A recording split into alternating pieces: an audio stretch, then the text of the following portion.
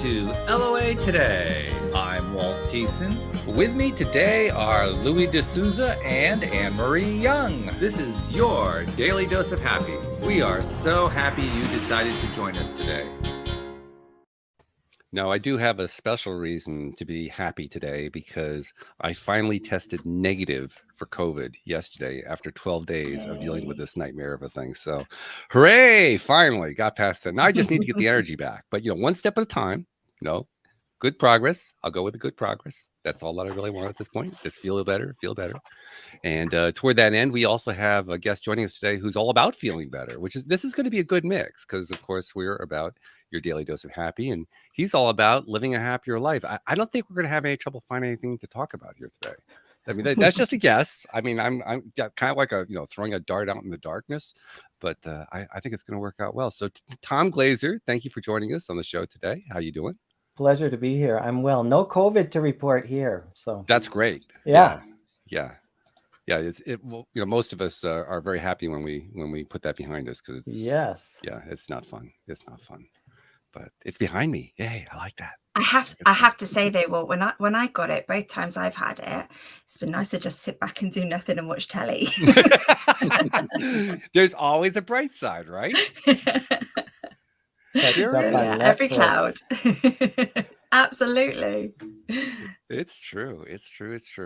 So tell us a little bit about yourself there, Tom. I know that you had, like so many people, you had your really bad dark night of the soul and that inspired you. But tell us how all that came together. Yeah, well, I'll start again by thanking you so much. It's such a pleasure to be here.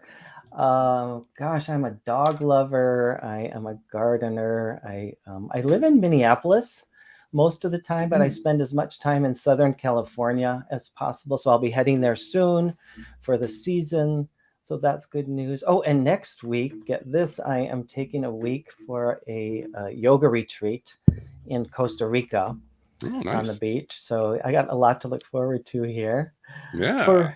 For work, I'm a shrink. I'm a licensed psychologist, which I've been doing my whole career. And I'm an author as well and educator.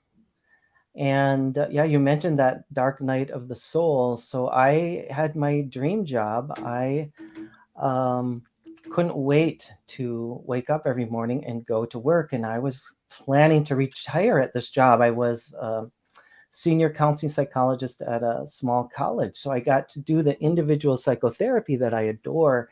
And I got to teach as well and teach about wellness promotion activities. And there's all kinds of room for creativity. And I got to train the orientation leaders and the resident advisors. It was like, this was just a job like designed for me. I was on fire and things changed dramatically after about 7 years when a new coworker showed up who despised me. This person just could not stand me. And I tried everything I could to make it work. And it's a very small staff. We were assigned together to work on those wellness promotion activities. Mm-hmm. We couldn't avoid each other and nothing worked. And the truth is I got depressed because I was losing what was formerly just my joy. In the midst of my depression, I noticed really happy people all around me, ordinary people just like you and me, not celebrities, not millionaires, not billionaires, just ordinary people, like the person who had an office next door to me in my private practice, to somebody I was in a play with, to the guy who cuts my hair. And I just started noticing, what are they doing that I'm not doing, or what are they not doing that I'm doing? Then I got braver and I started asking them questions. Well, it just snowballed into this project. I started with what I call mini documentaries. I interviewed them on camera, 9 of the happiest people I personally know. And I had known for years that I would write a book one day, but I didn't know what it was going to be about until a break in filming that first day. And I walk out on the back porch and in the sunshine, and I go, oh my gosh, this is what I'm going to write my book about, because I'm on fire today. Sitting with happier people, talking about what makes them tick, just brought me alive. And that's how the book was born. So I'll pause there, and then because then there's more to say. But let me check in. What, Well, it, what it sounds like the same kind of story that lots of people experience. There's the crash, there's the discovery. Now that I know what I don't want, what do I want instead? Finding what you want instead, looking into it, learning about it, realizing, wow, I got to share this with the world, and then the upswoop. And exactly. you've gone through the exact same thing. Yeah, that's when we seem to be doing our best learning, I think. Right, right. And making lemonade from lemons kind of thing, right? Here I was in this situation that I did not anticipate. And it catapulted me into a whole nother phase of life, which has been good in so many ways. That's terrific. Now, give us some of the little tips that you picked up along the way. What are some of the best ideas you've picked up in terms of how to turn things around when you're feeling so down? You got it. So what I noticed, so first of all, when I first started writing, I assumed I would devote a chapter to participant. But I realized really quickly they were saying so many of the same things that format wasn't going to work. So instead, the book is topical. So there's all kinds of things like being true to yourself, living in alignment with your values, practicing gratitude, taking really good care of yourself. So there's all kinds of things. And there are 3 or 4, depending on how you count it, key things that I learned by far that happier people do. And those are, number 1, they connect with others. And all these are about connection, by the way. So that's the common denominator, is connecting. So happier people connect with other people. They have a tribe. They have people they love and who love them in return. And they spend a ton of time with them. And they are accepted, warts and all. Number 2, happier people connect with themselves. They know who they are. They honor their rhythms. They're mindful. They're in the present moment. All these things incorporate connecting with the self. They're not distracted by fears of what's to come or memories of what happened before. They're in the present moment, so they can soak in all the preciousness of what's happening in the here and now. Number 3, happier people connect with their passions. They do things they adore. They do activities that bring them into that flow state where they lose all sense of time, and they do a lot of them. So when we do any or all of those, connecting with others, self and passions, in the service of others, when we're working toward bringing about a greater good for all, and for others, that's when I just see the holy grail, right? That's like when it all comes together. That sounds good. In fact, you named a few of my favorite things there. When you started off, especially with their connections to other people. I mean, Louie and Anne-Marie know I like to talk about that a lot, and I like to reference a study. I'm not sure if you're aware of this one. You might be. This is a study that was conducted by Sean Aker, who's one of the leading spokesmen of the positive psychology movement. It was based on work that he did at Harvard when he was trying to identify what it would take for the highly stressed students at Harvard to calm down, feel better, and realize this is what it's going to take for me to be successful in life. He wanted to identify how do you know when someone's going to be successful? And so he did this huge study. I think like 1/5 of the entire school took the study. I mean, it was a really big study. And when all was said and done, he couldn't find any correlations except for one. And it was the last question that he threw on at the last second, which was about social connections. And what he discovered was that the correlation between social connectedness and success in whatever it is you want to be successful in life is 0.7. And I'm sure you know the statistics well enough to know that's a pretty high correlation. So yeah, I don't know if you're aware of that study, but I just love that one. The only thing I don't like about that study is no one knows about it. I seem to be the only one. So yes, I thank you for saying that, because I was almost embarrassed to admit, no, I don't know that, but thank you. The only reason I know about it was Sean put out the book many years ago called The Happiness Advantage. And part of his book tour, he was on PBS doing a special presenting his book. And after he had presented the book, there was like an appendix at the end where he was just doing a little audience interaction. And that's where he mentions it. It's not mentioned in the book. It's not mentioned in any of his following books. It's only mentioned in that special. And I'm thinking, Sean, what are you doing? You gotta broadcast that one to the world. You're doing it for him, Walt. Good job. I'm trying very hard. Yeah.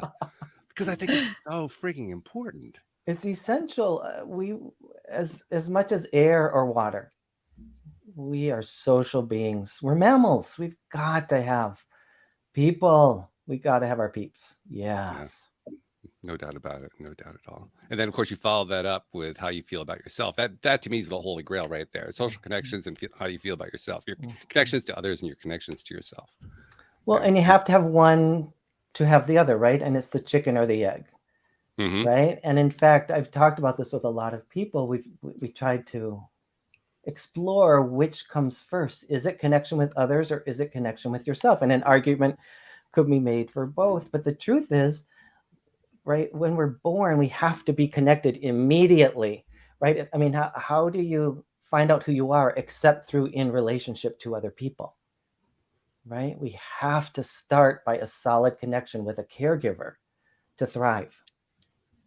But we never lose it. It's not like we only need it for the first few months or years of our life. We need it throughout the lifespan. And like you say, they feed each other. They both. I mean, when you build one, the other one grows. When you build the other one, the first one grows. I mean, they're almost inseparable, really. Absolutely, it's through my relationships with others that I learn who I am and how I impact people, and vice versa. Which it certainly makes sense to me from a spiritual perspective. I'm one who believes in us all being part of source energy. So if we're all connected in that way, then yeah, of course. I mean, that's where the power comes from. It comes from those connections that we all have. Of course. Yeah. Yes. So good stuff there. So Louie and Anne-Marie, I've been dominating things as I usually do for the first quarter of the show, but I want to bring you guys in. So I'll go to you, Anne-Marie, first. What are you thinking about when you're hearing what Tom and I are talking about? Well, it just makes sense to me because it's like you say, when you're born, your brain needs that interaction to develop. It needs that nurturing. And as we go through life, I don't think we ever really grow up. We still need that. And I certainly find when I'm social, I'm happier. Yeah, this is true. For sure. Yeah. When you feel disconnected, you usually also feel disconnected from others. Yeah, absolutely. And yeah, because I tend to hide away. I'll just hide away if I'm not feeling connected to myself or I'm not having a good day. I'll just go and hide away, which isn't a bad thing all the time. No. But as long as you're not doing it all the time. No. And speaking of not doing it at all, I can't imagine Louis not being connected. I mean, he's always connected as far as I'm aware. I mean, maybe there are times when he's not, but I'm pretty sure he is. But Louis will have to clue us in on that. So Louis, what are you thinking about here? I was just remembering a friend of mine. He stayed with me in my house for a while. A South African friend living with me in London, and he got really depressed and frustrated and all the rest of it. And then he got much better. And I said to him, "What did you do?" He said, "I started socially interacting." Because he was a computer programmer. I think you might relate to that. Oh, yes. You can get lost doing that. As soon as he started relating to other people, and he also cut out sugar. And said the two things made a massive difference in his life. And this was many years ago, like 25 years ago. He worked this all out for himself. So it left quite a stark impression about how much he was saying, that social interaction was making him feel so much better than he did. But the thing that I'm into at the moment is very much the connection of everything. Like we're connected to soil and, going back to my old story that if all the insects died, humans would die in 20 years. There wouldn't be a human left. If all the worms died in the world, 5 years before the humans are dead. If all the humans died in the world would thrive. So, humans really need to start appreciating, and I think even the COP environmental in Egypt thing that's on at the moment, they're just saying we're in really dire straits now, more than we've ever been, in so many different directions. And I personally have seen that drastically. And they say we're fighting this battle, but we're losing it. We're really losing it. And I know your opinion, Walt, but I've just seen this. I've also seen on the other side of that so many people on so many different walks of life with so many different methods of healing the planet in their own way. And it's gargantuous how big that movement is, and there are so many people. And I'm really enjoying being part of all those people at the moment. But the thing I'm really wanting to talk about is I'm really feeling so connected to the trees, to the sun. If there wasn't sun, there wouldn't be photosynthesis. If there wasn't photosynthesis, there wouldn't be flowers. And the whole thing is a cycle, and you totally reliant as humans. I mean, the rest don't seem to be as reliant, but humans, we're so reliant on everything around us. And I think we're coming to a very interesting place at the moment. I'm very curious how the humans are going to deal with this one. Very, very interested. Okay. I'm not even sure how to answer at that point. Well, I love this idea that we're all connected to everything, including the insects and the worms, and that is very much in line with connection with others and self. So I mentioned, I think I named it as mindfulness when I talked about connection to self. Maybe I did not, but mindfulness and gratitude, right, helps us do the kinds of things that you're suggesting, Louis, right? To really wake up and notice the fact that we are reliant. Like if we're really mindful as we eat, we would be honoring the kinds of things you just mentioned, that there was a farmer, that there was someone who transported this, there was a grocer. Before that, there was the soil and the insects and the worms. Yes, I love this. Yes. Yeah, I mean, I love the idea of thinking of the human body as an accumulation of soil. Another way of looking at it is part of Mother Earth. We're just part of Mother Earth, and we will go back to Mother Earth. And we're in the meantime, we're talking about enlightenment or consciousness or awareness, etc. And when the gurus go and they get enlightened, the common story that comes out of it all is unity with the all. Realizing, truly knowing completely that we were part of the all. And there's a lot of the all that we aren't respecting at the moment in massive ways, and we've been doing it for so long that things are going to start affecting us, I think, in a lot more different ways than we've ever dreamt. And it's one thing I came across recently was the level of infertility is massive. And 1 in 4 people have to have fertility drugs and etc. And that's maybe what's his name? Who's the guy who's got Tesla? Musk. Oh, Elon Musk. Musk, yeah. Musk.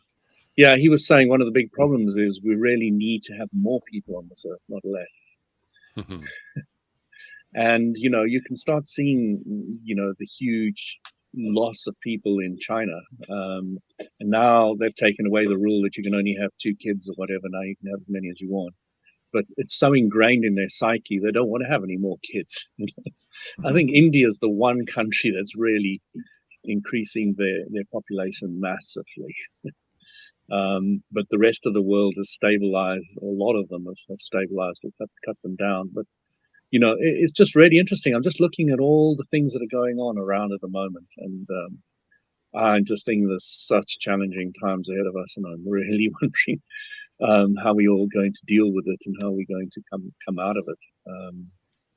But it's a journey, and there's no time period on this planet that the people of the time have not had some extreme or very difficult challenges to deal with. And I've always believed that there's no such thing as negativity, only expansion points. So there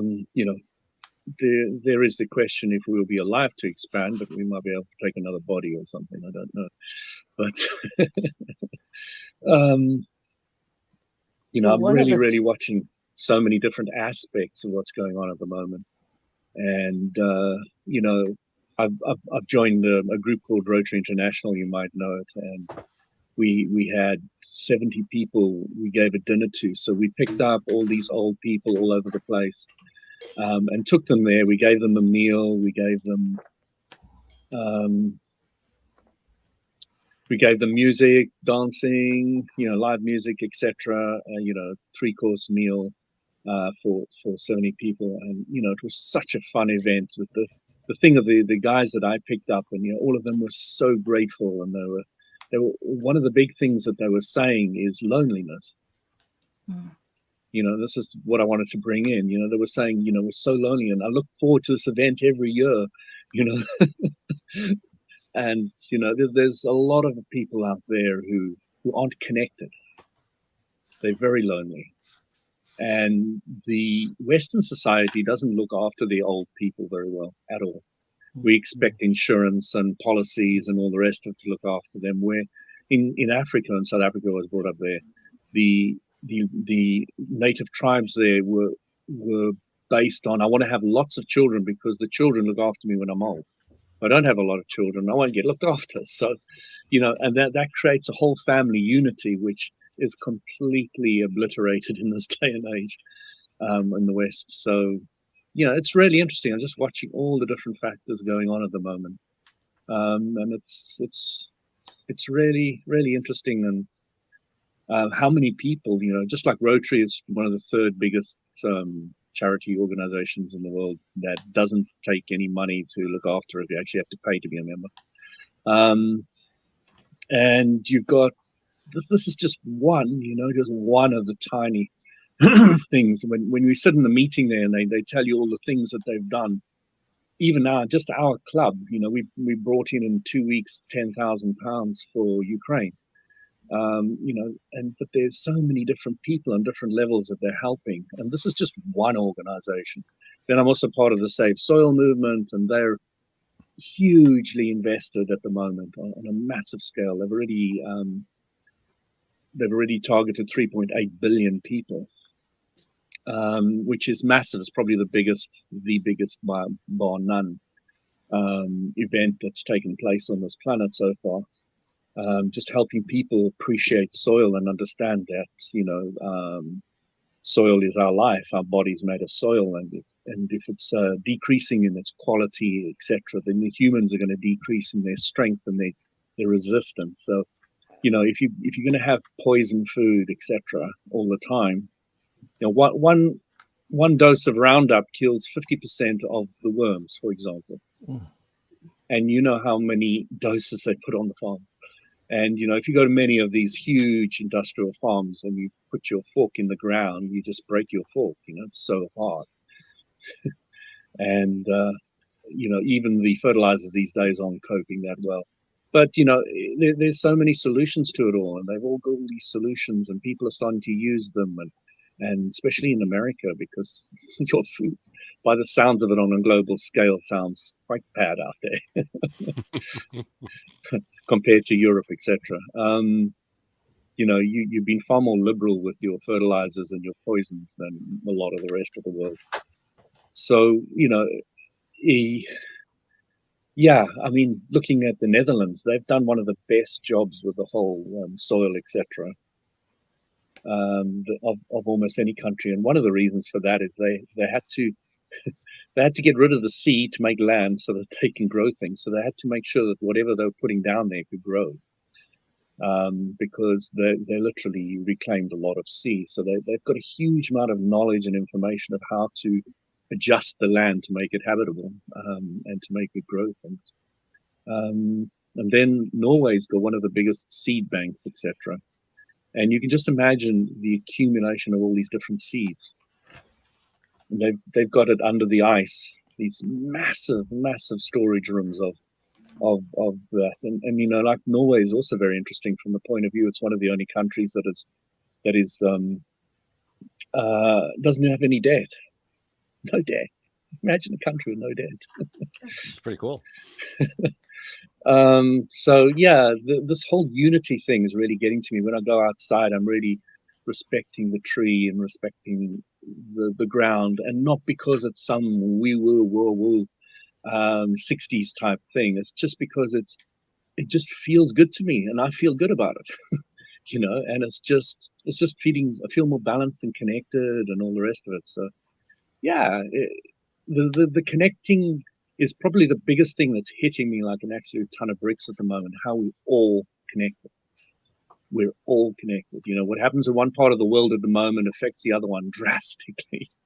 That's right. And I can't just see it in terms of just human groups anymore. It seems to be so much more vast, and especially when you start leaving your body and you have all these inner experiences, etc., you start really understanding how everything is connected in every way, especially in the physical universe.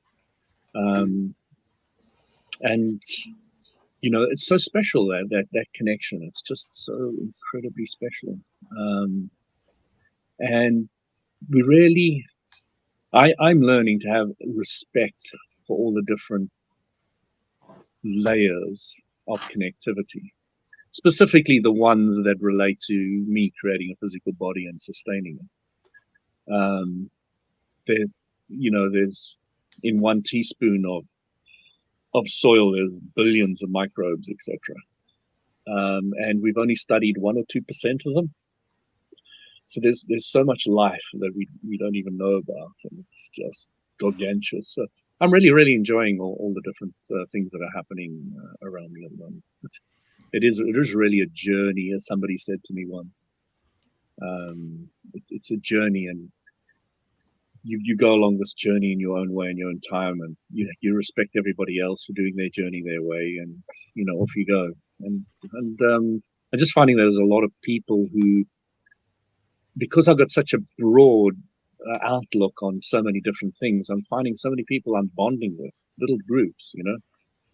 I'm a naturist as well at the moment, and I found a whole new family there. And can you into the soil, and you've got a whole new family there. Then you've got something like Rotary, and you've got a whole new family there.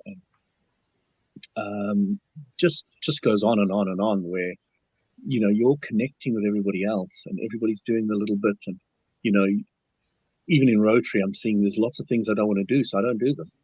And people standing up. Somebody asked me in the middle of a meeting, they said to me, "Don't you want to be Father Christmas?" I said, "No, thanks." I said, and I was wondering why I immediately did that. And I got my back hairs up. First of all, they're putting pressure on you because they're doing it in the middle of a meeting. And if anybody puts pressure on me, my back hairs get up. and I realized, if you'd asked me beforehand, I could check with my wife in the diary, I'd be able to probably say yes. But no, you put pressure on me and ask me in the middle of a meeting. No. Not the best strategy with Louis D'Souza, no. No, not the best strategy with me. Somebody said to me, "Why?" And somebody else said, "Leave him alone." They know you well. They know me. Starting to. That's the thing, though, isn't it? It's finding your passion and finding those people who you can enjoy your passion with, and just bonding. And that just lifts you, because if you find your tribe, then you just feel like you're going through it with other people. It just lifts your spirits. But we all know it's a vibrational thing. We're just picking up on each other's vibration, Yes, and all pulling ourselves up. But like you say, that goes down to knowing what your passions are. well, and there's a chapter on risk taking, for instance, and for some people it feels like a big risk to embrace their passions. And so I always say, I'm not talking about just jumping off a cliff without a parachute, right? Take graded steps, build slowly up. Start by taking a class in something that has always interested you, or that maybe once interested you and you let go at one point in your life. Louis, you have certainly found your passions. It's amazing to hear you talk about those things. You just come alive. And that's the level of passion that I'm talking about. Absolutely. And through following passions, you do find your tribe, right? When you embrace them, then you find people with similar interests. And then you learn about yourself, like they're all interdependent, and symbiotic as well. Yeah, I think the big lesson that I've really learned is not tribe. I like to put an S at the back of that. Yeah, plural. Yeah. You right. You really don't have to restrict yourself to one tribe. You really don't. True. In fact, if you restrict yourself to one tribe, what you really do is you restrict yourself. Mm-hmm. Yeah, I mean, I think of how many tribes. I've got the family, I've got the Aloe tribe. I think there's something to be said for exploring all of the tribes, because what we're really saying when we say that is we're exploring all of our own passions. We're saying, you know, I'm not limited to just one passion. It's not like, oh, that's all you get for your life. Okay, congratulations. Next. No, you get to have as many passions as you want. That's a part Yeah. of Walt, the how many point being times life. has somebody said to you, "Do you want this or that?" They're giving you only two options, and I get so annoyed if anybody ever does that to me. There's more than two, mate. I remember the first time I actually challenged that. I was in my 20s, and I don't remember exactly how I challenged it. I think it was something like, why am I limited to two?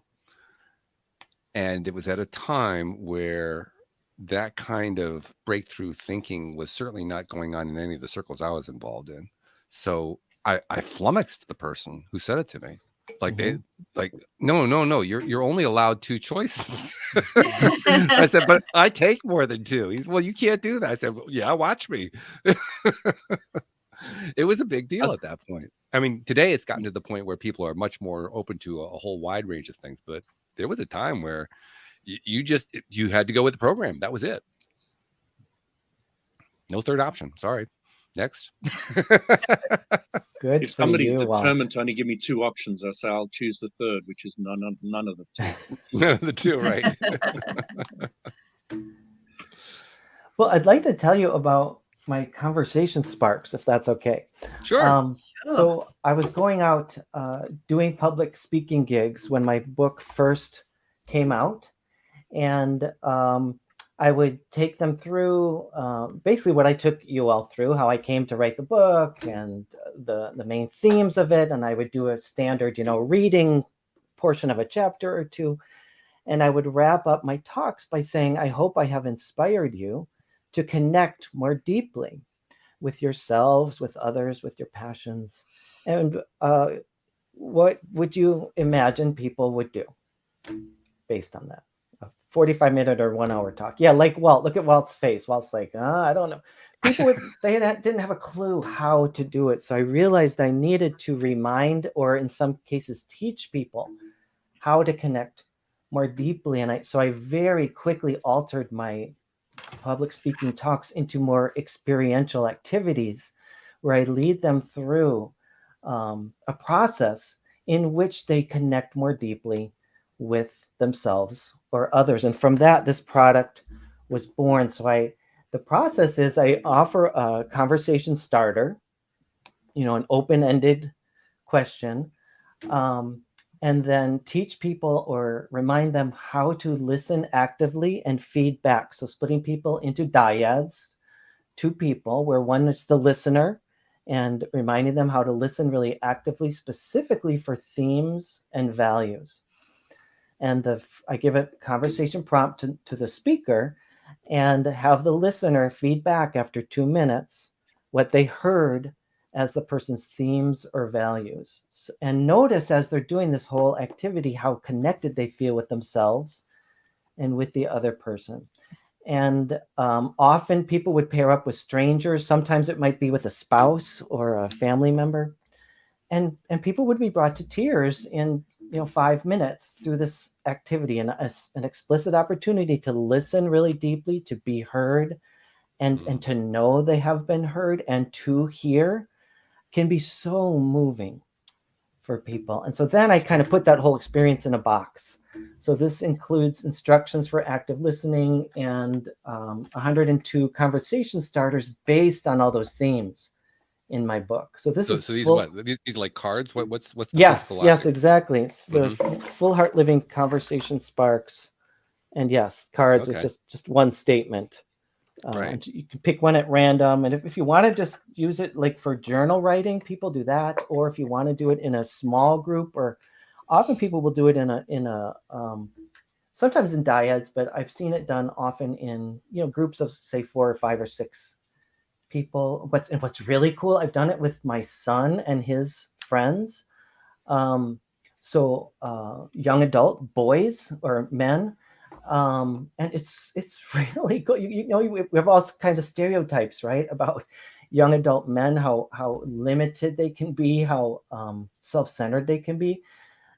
And well, who amongst us can't be both of those, you know, depending on the circumstances? Absolutely. Yeah. God, The one thing I've learned about any kind of generalization about a generation is that it's usually wrong. I don't care what generation you're talking about. You know, it applies to a little tiny subset, and somebody has Yes. generalized it to apply to the entire generation. And the thought that goes through my mind whenever I hear one of those is, yeah, how many of them have you met? Uh-huh. I mean, there's a lot of Right. people in that generation. Yes. Good question. Yeah. I also like the idea of your cards.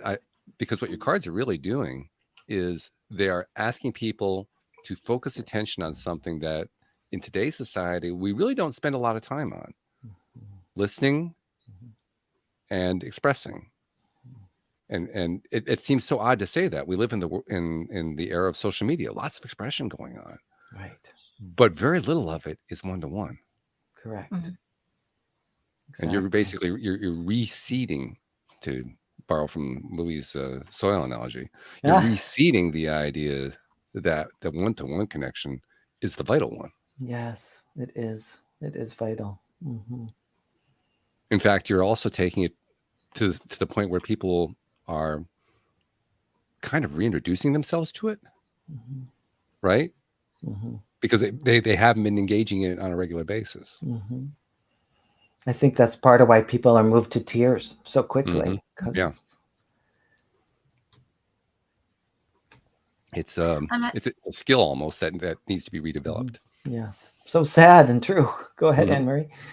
no, I was just saying I can see that in sort of other areas where there's people who just don't know about teamwork because they've been so isolated or isolated themselves that they don't actually know how to interact and work together with other people. So if you're in the work environment, that's quite restricting and quite lonely and not a very happy environment. So it's good that these cards can reintroduce these skills and train people and give them a starting point. Because sometimes if you're not used to doing it, then you don't know where to start, do you? You don't know what to ask. You don't know if you're being Exactly. intrusive.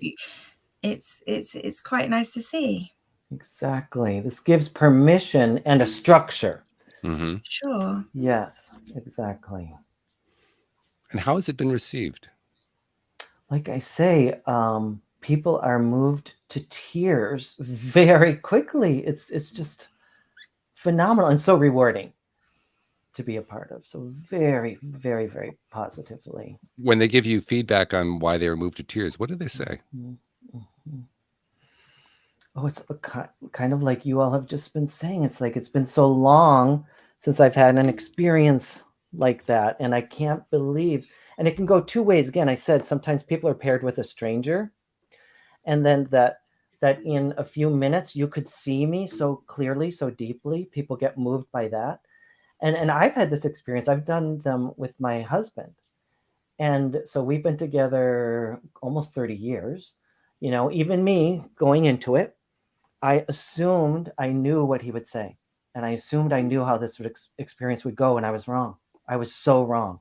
Even the person I know the best on the planet and have lived with all these years, I had no idea that he had certain things to say, and to have him listen deeply and reflect me in this way. Again, we talk every single day, and we have a great relationship. But to slow down and have him really hear me and tell me he hears me, oh my gosh, it means the world. I'm reminded of a segment, a scene from a movie that came out a few years ago.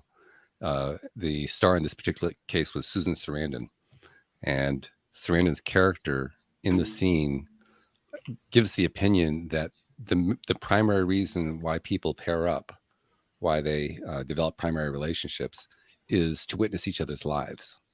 And what you're talking about here is a very in-depth form of witnessing. Yes. Isn't that true? Yeah, I like that because there's a lot of truth in it, that witnessing aspect. You know, people love to be seen. We all know that. Mm-hmm. And when somebody's truly seeing you, you really feel witnessed. Mhm. And we need to be on both sides of the equation, right? It's not just witnessing the other, it's being witnessed, right? It's like we have to have both for optimal thriving. Which makes sense. I mean, if we're all going to be connected like we are, if we're all source connected, then yeah, you have to have both. It's not communication if you're not both giving and receiving the information. Right. It can't be one directional. Mm-mm. Well, it can for a short time, but it's going to fail after a while. Yeah, there's give and take, and there's times I need to be the witness, and times I need to be more the witnessed. But if it's unidirectional, if it's only one direction and it stays just unidirectional, that's a connection that's going to deteriorate. It's not sustainable. Yeah. And someone's making that point right now. I was going to say, somebody's dog wants to communicate. Hopefully you weren't hearing the dog, but obviously you were. Yes. Rex, the dog, is very happy to connect with Greg, who's just come home. Oh, well, that's a brilliant example of connection, isn't it? Pets and animals. It doesn't have to be the same species, as Louis said. Correct. That connection between pets is just, well, they become your family, don't they? Mm-hmm. I love my worms. Have you named all 3,000 of them?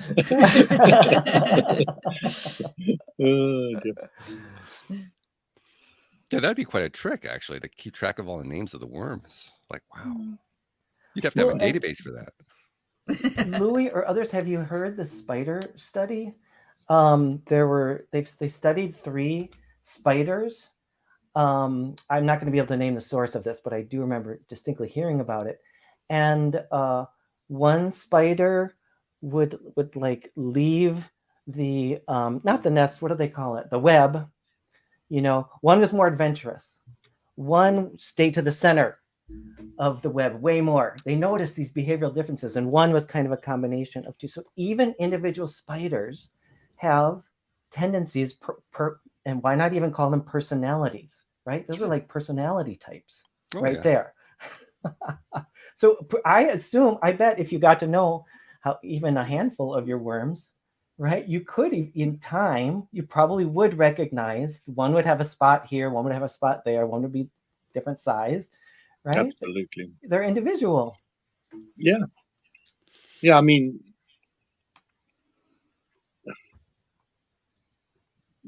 there's so many dimensions to this, but there is a theory that we evolved from minerals to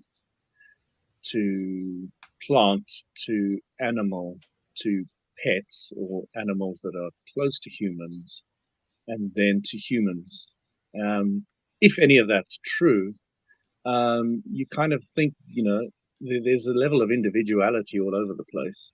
Mm. And, yeah, anyone who's ever had a pet knows that. Absolutely, yeah. Our cat, this was a next door neighbor's cat, and he was being looked after by them because the owners, the cousin of the next door neighbor, went to make a movie in New Zealand. But so they left the cat there, and then the cat didn't like their cat, so the cat came and lived with us because we got a cat flap, and he moved in and he started taking over the house and all the rest of it. And they were feeding him next door, and we had him here, so we thought, that's a good deal. We get the cat and they get to feed him. And well, basically he just took up home completely, and eventually the owners said, do you want to keep him? And we said, yeah, sure. And we landed up with a cat. Now I was against any animals, and so was my wife, basically because we travel so much. But my kids really, really wanted them. So the universe found a way of making all these different confusing and conflicting parameters work. And it's such an easy cat. We can go on holiday and the next door neighbor comes and feeds them. So it's really interesting. And he's so individualistic. He's very territorial, and he's got his own way in so many different respects. When we went away on our first holiday, he was so traumatized, totally traumatized that Mm. we went away, because he was a rescue cat before the previous owners got him. So he's been thrown from pillar to post, and now Right. every time we go on holiday, we make sure we're definitely coming back just a couple of weeks. Mm-hmm. Mm-hmm. And Mhm. then we've never had another day's problem, no matter how long we go away for, even if it's 3 weeks. The cat's absolutely fine. It knows now, because we've put out that message. So, this, that inner communication is so possible. It doesn't matter what worm it is. Good worm. And it's Tom, your story reminded me of a conversation I had with my 6-year-old earlier. She came into my office when she finished with school. I was still working, and she was like, "Mummy, there's a spider on your ceiling." And she was like, but getting a bit scared. And I don't like spiders, but they don't know that. And I was like, "Yeah, that's okay. That's my friend." And I was like, "That's Horace, and he's living there." And she's like, "Have you been talking to him?" I was like, "Yeah, he's just keeping me company." And obviously that took away the fear of the spider, because I felt like do you know what I mean? So that's just a really just a silly way of sort of how that connection can take away another emotion. Or I've always told not my take away. daughters. Yeah. Sorry. I've always told my daughters that the spiders are my friends. And, Dad, one of your friends are here. Get him out.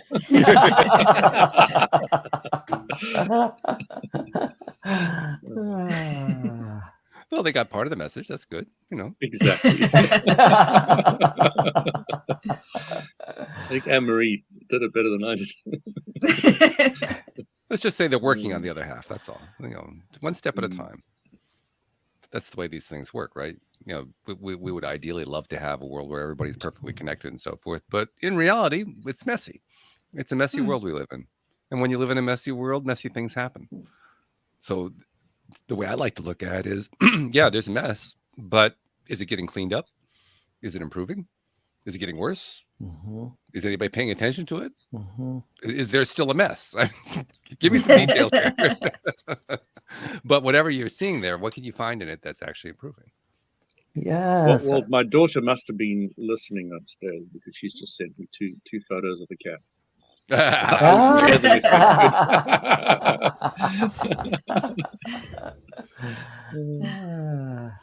So thank you, Isabel, for your contribution. That's fabulous. Yes. I like to ask the question of a mess, like, what's the message? What's the lesson here? Or, what am I called to do about the mess? Yeah, what's the message in the mess? What's the mess in the message? Yes. Whoa. And are we going to engage with the mess or create our own stability? Right. We always have that choice, don't we? Can you create stability when you're focused on the mess?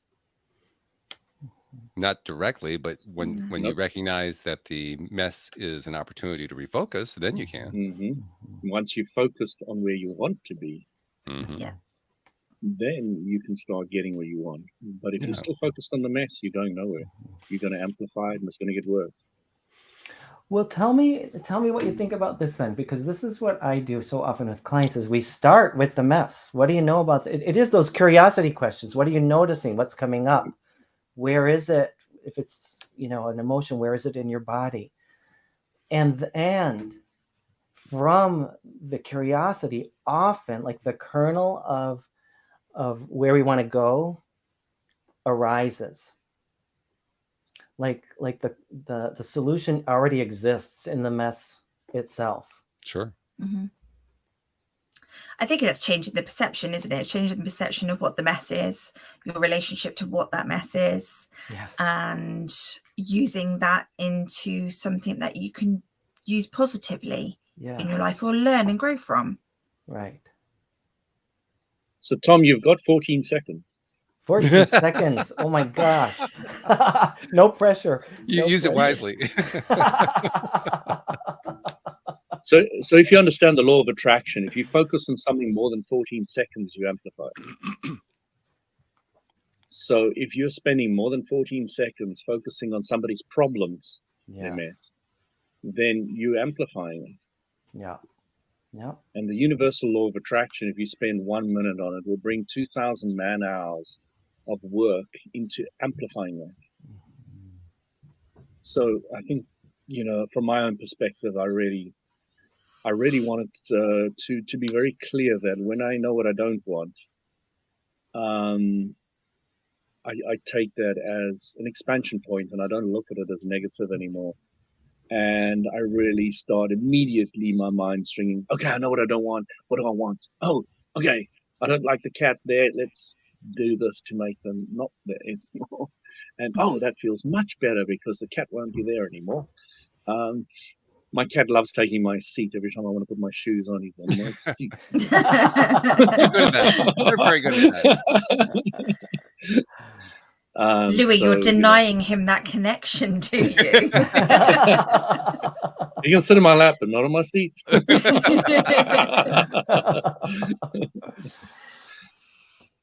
But he learns. He learns very quickly. It doesn't take much to get him not to repeat something again and again. And I just wish sometimes I was quicker to shift. But like today, it was a really frustrating day, as Walt heard. It's like I've never heard Louis utter so much sound of frustration. Seriously, it was record breaking. But sometimes it just it's all about trying to pivot quicker,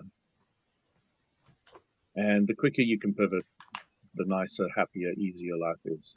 And we all have our tougher days, but I really think that I've worked on pivoting much quicker than most, or at least what I was like in the past. I don't like comparing myself to others. But over the years, understanding the law of attraction, understanding that these expansion points exist, actually loving and appreciating them quicker, is been very, very beneficial. And well, I think it's also really get that. I think it's also an indication that for anyone who's dealing with these negative expansion points, as you were describing them, and finding that they can't seem to get their mind off of them, they can't seem to pivot away, they can't seem to make that shift. It's I think reassuring to know that the more we practice it, we actually do get better at it. Because early on it can feel you can so definitely get better. Yeah, definitely. It takes practice. You have to put a little effort in. You have to put a little little intention, like, okay, I may not like what I'm having to do right now, but I'm going to do it anyway. But if you can put the work in, it pays off. I know when I first started to try. What was that? So when I first started to work on that, I used to journal, and then I just if I'd had a bad day, I would just pick out all the things that I did appreciate about that day, and then it changes your perception about the day. Actually, it wasn't as bad because you're not focusing on what's gone wrong. You're focusing on, actually, this went right. And I found that a really good tool for me. Totally agree. Yeah. What was that, Louis? You're talking about practice or routine, which is really the way I like looking at it. It's just an active vibration. You get good active vibrations and you get bad ones, and you want to try increasing the good active vibrations. The more you practice them, the more active they become. So that when the day comes where you go, and you got that vibration going, you can climb out of it. Well, I appreciate this 14-second rule. Part of have you ever heard of it? Well, I'm curious. No, I have not. Okay. I think part of why I was asking the question is that there's so much denial, and less happy people deny more, and they try to suppress and avoid anything negative. And so part of the work is to help them not do that, because then it just gets stuffed, right? It gets worse, and it goes underground, and it comes out some other way. So let's get some flow, right? So acknowledge, but I like this idea of limiting it more. In 14 seconds, that is not a lot of time. So yeah, but there's another aspect to it one really needs to be clear about. Very few people can focus on one subject for 14 seconds. Without interruption, yeah. So people aren't harming themselves that much because They thinking, oh, it's a really shitty day or whatever. Oh, but I want to have some food. What am I going to cook for food? So the mind is changing a lot. So when I say 14 seconds, I'm talking about focused concentration on one subject for that period of time. Yeah. And that aspect is important to understand when you're talking about the 14-second rules. Yes. Because what that really means, what it adds up to is it gives us a lot of grace period. On the one hand, it doesn't seem like a very long period of time. On the other hand, it's actually quite long. So we can screw up quite a bit and still not screw up all that bad.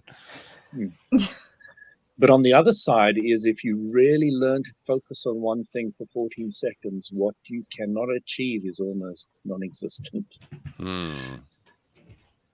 True. And that's the one that takes the longest to internalize. But when you do start to internalize it, that's when you start to feel your power.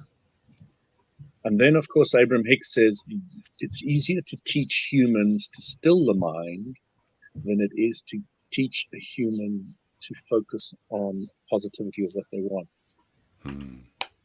Very true. And that also creates a very interesting clarity. It really does. Hey, Tom, this has been a fun conversation. I'm just realizing we need to make sure we let people know how to find Tom Glaser and how to find your book, the full heart living book. I mean, that's an important title all by itself. Tell us a little bit more about how to reach out to you, how to find your stuff, how to find the cards. Absolutely. Best way is Full Heart Living, HEART.com, fullheartliving.com. There's a link to buy the book and Full Heart Living Conversation Sparks. There's a free workbook. So all the chapters end with workbook activities, and I distilled all those down into this free download that people can get on my website. And I'm on YouTube and Facebook and Instagram as well. So those are places to reach out to. And if somebody's actually listening in who thinks that you might be the person they need to talk to work through some of their own stuff, are those the best ways to reach out to you? That works. Absolutely. All right. So I just wanted to say hi to Sam and Luke. Hey guys, nice to have you guys listening in the live stream. And I also want to thank you, Tom, for taking the time and sharing your insights and your happiness quotient ideas. Pleasure. Really Thank you for having me. I really appreciate it. It's been a delight. I also like to make sure to make it a point to thank our guests in a different way too, that normally doesn't get done, because all the people who have appeared on this show and who do the kind of work that you and others do, constantly reaching out, helping other people and so forth. Everybody who does anything like this has many people that they've talked to through podcasts and books and articles and all kinds of stuff that they'll never meet, they'll never see, they'll never find out directly how they impacted on them, but they impacted them, they helped them in ways. And I think we need to recognize that more. So on behalf of the people you've never met, whom you've never seen, who you've been able to impact in a positive way, thank you for the help that you've given to them over the years and for the help you continue to give. Thank you, Walt. That's really kind. I appreciate that. I think it's important. I think we need to recognize, especially in this era, this 21st century, where we're all doing all this interaction online through Zoom and social media and all this other stuff, that we do have a positive impact on people we've never seen, and that we need to be appreciated for that.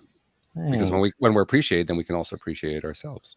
That's true. And obviously you all are doing that as well. So I will just reflect the same thing back at all of you and the listeners as well, right? Absolutely. This is everyone. This is all of us. It's all of us together. Yep. That's right. Every single one of us. We're all in this together, one way or another. We're all connected. We are. We are indeed. So thank you guys very much. Thank you to our podcast listeners everywhere. And we will see you all next time here on LOA Today. Goodbye, everybody. Take care, everyone. Goodbye.